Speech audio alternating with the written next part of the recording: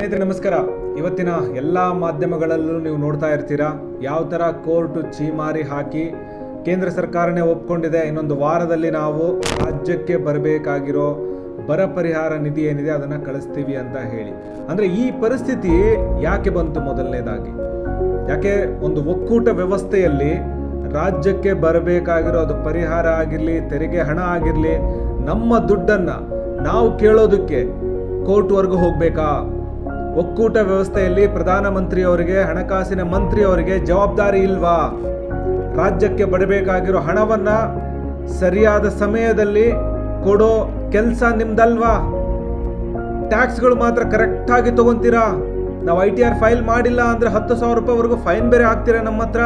ಇವಾಗ ನಿಮಗೆ ಯಾವ ಥರ ಫೈನ್ ನಾವು ಹಾಕ್ಬೇಕು ಹೇಳಿ? ಕೇಂದ್ರ ಸರ್ಕಾರಕ್ಕೆ ಯಾವ ಥರ ಇವತ್ತು ರಾಜ್ಯ ಸರ್ಕಾರ ಅಥವಾ ರಾಜ್ಯದ ಜನತೆ, ರಾಜ್ಯದ ತೆರಿಗೆದಾರರು ಯಾವ ಥರ ಫೈನ್ ಹಾಕಬೇಕು? ನಿಮಗೆ ನಾವು ತೆರಿಗೆ ಕಟ್ಟೋದನ್ನು ನಿಲ್ಲಿಸ್ಬೇಕಾಗತ್ತಾ? ಒಕ್ಕೂಟ ವ್ಯವಸ್ಥೆಯಲ್ಲಿ ಇದ್ಕೊಂಡು ರಾಜ್ಯಗಳಿಗೆ ಈ ಥರ ಮಲತಾಯಿ ಧೋರಣೆ ಮಾಡೋದು ಎಷ್ಟು ನ್ಯಾಯ? ರಾಜ್ಯದ ಜನತೆಗೆ ಗೊತ್ತಾಗಿದೆ ನೀವು ಯಾವ ಥರ ಕರ್ನಾಟಕದ ಜೊತೆ ಅನ್ಯಾಯ ಮಾಡಿದ್ದೀರಾ ಅಂತ ಹೇಳಿ, ಯಾವ ಥರ ಮಲತಾಯಿ ಧೋರಣೆ ಮಾಡಿದಿರ ಅಂತ ಹೇಳಿ ಇವತ್ತು ರಾಜ್ಯದ ಜನತೆಗೆ ಗೊತ್ತಿದೆ.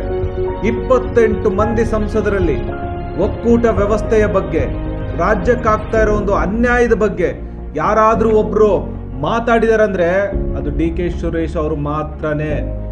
DK ಸುರೇಶ್ ಅವ್ರಿಗೆ ಏನು ನಮ್ಮ ಬೆಂಗಳೂರು ಗ್ರಾಮಾಂತರ ಸಂಸದರಾಗಿದ್ದಾರೆ, ಒಂದು ಅವರ ಅಣ್ಣನ ರಾಜಕೀಯ ಇತಿಹಾಸ ಬೇರೆ, ಆದರೆ ಒಬ್ಬ ಸಂಸದನಾಗಿ ತನ್ನದೇ ಆದ ಒಂದು ರೀತಿಯಲ್ಲಿ ಕೇಂದ್ರ ಸರ್ಕಾರದ ಅನುದಾನಗಳನ್ನ ಬೆಂಗಳೂರು ಗ್ರಾಮಾಂತರ ಲೋಕಸಭಾ ಕ್ಷೇತ್ರದಲ್ಲಿ ಬಳಸೋದಾಗಿರ್ಲಿ, ಜನರಿಗೆ ಹತ್ರ ಆಗಿರೋದಾಗಿರ್ಲಿ, ಅದೆಲ್ಲ ಒಂದು ಕಡೆಗಾದ್ರೆ ಒಕ್ಕೂಟ ವ್ಯವಸ್ಥೆ ಬಗ್ಗೆ, ರಾಜ್ಯಕ್ಕೆ ಆಗ್ತಾ ಇರೋದು ಅನ್ಯಾಯದ ಬಗ್ಗೆ ಧ್ವನಿ ಎತ್ತಿರೋ ಏಕೈಕ ಸಂಸದ ಯಾರು ಅಂತ ಹೇಳಿದ್ರೆ ಅದು DK ಸುರೇಶ್ ಅವರು ಮಾತ್ರ.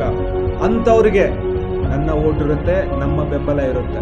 ಇನ್ನೊಂದು ಕಡೆಗೆ ಇವತ್ತೇನು ಡಾಕ್ಟರ್ CN ಮಂಜುನಾಥ್ ಅವರು ಅವರ ವಿರುದ್ಧವಾಗಿ ನಿಂತಿದ್ದಾರೆ, ಜನ ಅರ್ಥ ಮಾಡ್ಕೋಬೇಕು.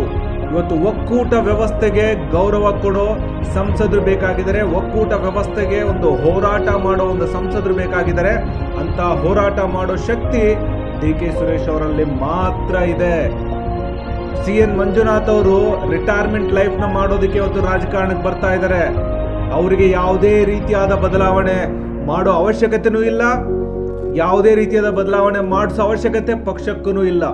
ನಿಜವಾಗ್ಲೂ BJP ಅವರಿಗೆ, JDS ಅವರಿಗೆ ಡಾಕ್ಟರ್ CN ಮಂಜುನಾಥ್ ಅವ್ರ ಮೇಲೆ ಏನಾದರೂ ಅಲ್ಪ ಸ್ವಲ್ಪ ಅವರ ಕೆಲಸಗಳ ಬಗ್ಗೆ ಗೌರವ ಇದ್ದಿದ್ರೆ ರಾಜ್ಯಸಭಾ ಮೆಂಬರ್ ಮಾಡಿ ಇವತ್ತು ಆರೋಗ್ಯ ಮಂತ್ರಿಯನ್ನಾಗಿ ಮಾಡ್ಬೋದಾಗಿತ್ತು.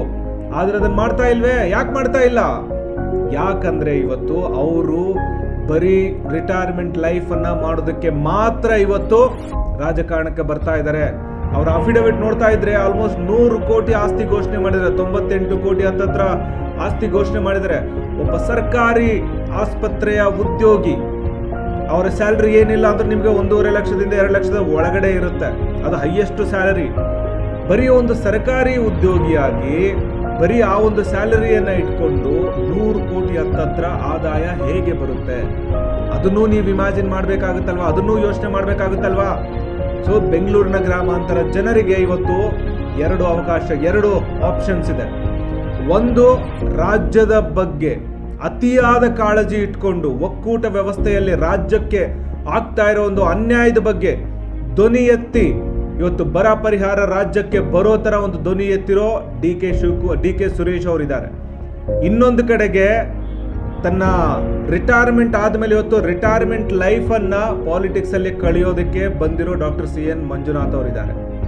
ಜನ ಇವತ್ತು ಯೋಚನೆ ಮಾಡಿ ನಮಗೆ ಹೋರಾಟಗಾರರು ಬೇಕೇ ಹೊರತು ಆರಾಮಾಗಿರೋರಲ್ಲ. ಸೊ ದಯವಿಟ್ಟು ಈ ಚುನಾವಣೆಯಲ್ಲಿ ಬೆಂಗಳೂರು ಗ್ರಾಮಾಂತರ ಲೋಕಸಭಾ ಕ್ಷೇತ್ರದ ಮತದಾರರಲ್ಲಿ ವಿನಂತಿ, ನಿಮ್ಮ ಮತ ಸಂವಿಧಾನ ರಕ್ಷಣೆಗಾಗಿ, ದೇಶ ರಕ್ಷಣೆಗಾಗಿ, ಒಕ್ಕೂಟ ವ್ಯವಸ್ಥೆಯ ಉಳಿವಿಗಾಗಿ, ರಾಜ್ಯಕ್ಕೆ ಆಗ್ತಾ ಇರೋ ಅನ್ಯಾಯದ ವಿರುದ್ಧವಾಗಿ ಮತ ಇರಲಿ. DK ಸುರೇಶ್ ಅವರಿಗೆ ನಿಮ್ಮ ಮತ ಇರಲಿ.